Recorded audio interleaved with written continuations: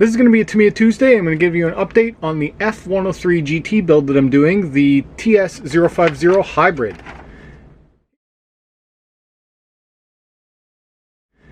Here it is.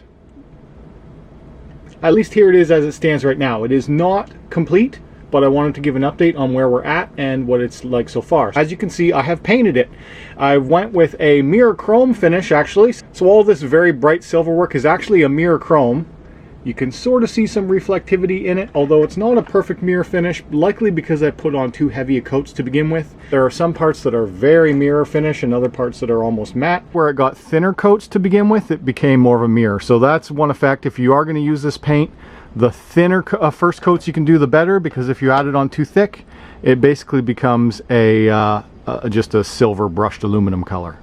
And then I've just started adding some select decals. The decal sheet is humongous for this kit, but the more that I started adding, I added a bunch and then I was like, oh, I don't really like it, and then I peeled a bunch off. So probably going to add a couple more decals to it, but as it stands right now, this is likely going to be close to the finished effect.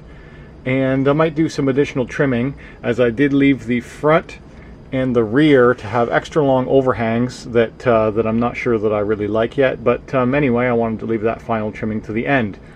Building the wing out takes quite a bit of time, as you get a bunch of these little itty bitty screws. Let me get you a closer look at this thing. The inner light buckets are in, the decals are on, the front nose cone's on, one of the front decals. After I had painted this and started assembling this, I do almost wish that I had made this front piece a mirror chrome as well, because the black looks a little weird. Now you are intended to put on a bunch of red, where you're supposed to have an almost fully red front end, but the more that I added it, I didn't like it, so I decided to not do that. But I feel like I need something more on the front end. And same with these little squares here. There's a bunch of black stickers you're supposed to put over that and over this. But overall, I liked how just the mirror chrome turned out, and I wanted to keep a lot of it. But I did want to tie in the black and the red along the rear, because I do like how this turned out. Putting on this upper assembly is a little bit tedious. There's a bunch of double stick tape that you do along the roof line, and then you stick this together, and the rear wing assembly is all bolted on. So it's these little itty bitty screws and nuts, and there's quite a lot of them. Now if you're going to do this, you really do need to have a jeweler's screwdriver set, little itty bitty Phillips, and then you also need something like pincher pliers to hold the miniature nuts in place just while you're getting it started. After you get it started, you can actually effectively tighten it with the included box wrench, which has the 2mm size. But in order to attach these fasteners, you do need a little Phillips screwdriver and some patience. So this is how it's turned out so far. The body is not completely done, but it's almost. Overall, I think I like how that turned out. The chassis is nearly complete, although the electronics are not finished in it. Since I last checked in, I did mention that I had to upgrade those the pillow ball set, the low friction suspension ball set, so that's now done. That added metal suspension balls in each of these front arms. And how this front suspension works is it just pivots on those balls. This is like a torsion beam, and all the suspension is built into a spring. And the suspension is all built into this spring in here, which just moves up and down and is pretty cool and effective. You do get ball bearings in this kit, which is a very nice addition. So there are no plastic bushings in this kit. It's all fully ball bearings, which is awesome.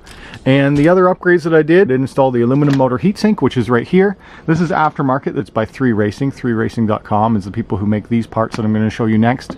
That's the aluminum heatsink, which is now installed. This friction post, I mentioned in the other video that I thought that this was going to be just a bling style upgrade, not a functional upgrade, but it actually is functional, because this adjustment now has an O-ring inside of it, and it is much harder to adjust. So you now are going to have to actually hold it from underneath. It's going to be a usability, more of a fiddly usability thing, but once you set it, it will not move on you, versus the stock part, it could loosen off or change its tightness easily. They've got the low friction suspension balls, the motor mount, the friction post, and what was the other thing? Oh, there's also blue axles. Now that's just for bling, and you can't even see them really once you put the nut on, but I also got blue axles on here. So the only upgrade part that I did not install was the TRF upgrade shock that I got, and I am going to do that, but I think what I'm going to do is I'm going to finish the car with the stock friction damper in place. I'm going to drive it, and then I'll install the dampened TRF shock and see if I can feel a difference. I do want to test that kind of A to B testing.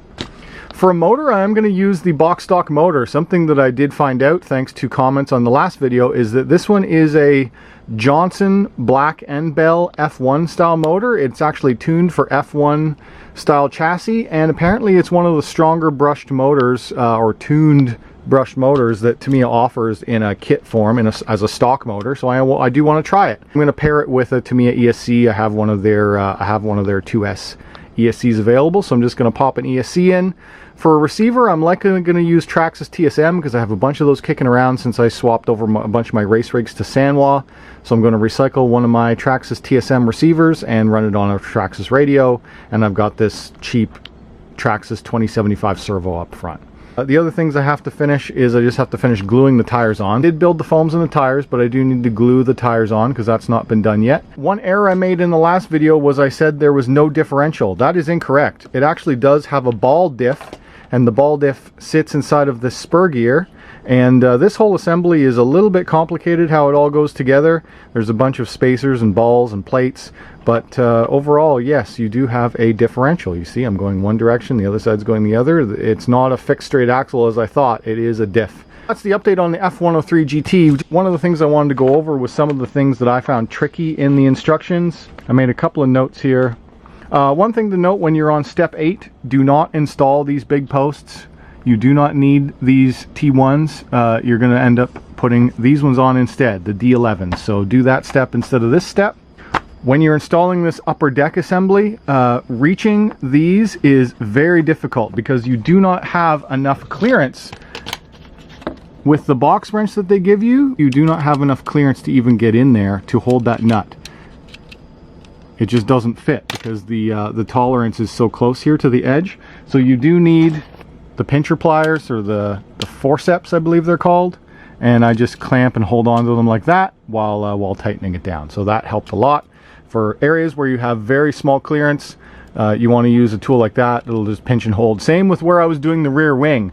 I needed this. That was an essential tool for putting that rear wing on. Step 13, which is the one that I had the pause on because I lost the pivot ball when I was trying to poke it in. You do want to put it in from underneath, and one trick that I learned since I lost it was that if you wrap that in a shop towel or a piece of paper or something, just something to stop it so it can go flying away if it slips out on you, that would be helpful.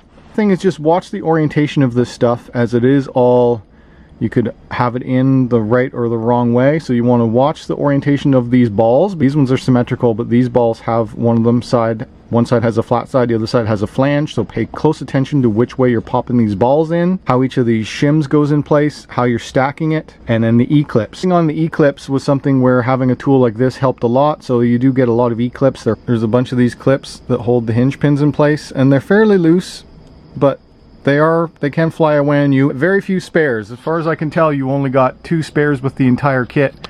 Very few spares in general with this whole thing. If you lose a certain part, you don't get an extra. So be very careful with when you're building it. You might lose something that you don't have and have to wait on additional parts. Building out the ball diff assembly is something that I did have to do twice because a couple things happened. When I was building it out, these friction plates are supposed to hold on to this hexagon here on the end cap, and they can fall off of that hex when you're trying to sandwich all of these parts together. So just pay close attention to that. If you're putting it together and something feels a little misaligned, pull it back apart again. Make sure that everything is where it needs to be. There should be no play in that assembly. Well, you have a bit. You have a little bit of play in it.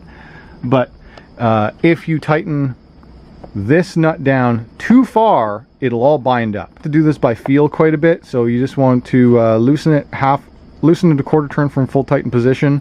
But even at a quarter turn, I found mine to be very notchy, so I loosened it off a little bit more. Mine probably has almost a half a turn loosened off from fully tightened position. So watch all of these alignments. These are beveled washers, so watch their positioning as well. And just take your time with putting that together. Then you're putting this end cap over top, and putting this end cap in place, there are these nuts that have to sit in behind, and those are a little tricky too. You just kind of have to hold them in place while screwing them in this side, but there's nothing to grab onto, so you're just kind of holding them back there with your finger so that they don't fall out while you're screwing these ones in.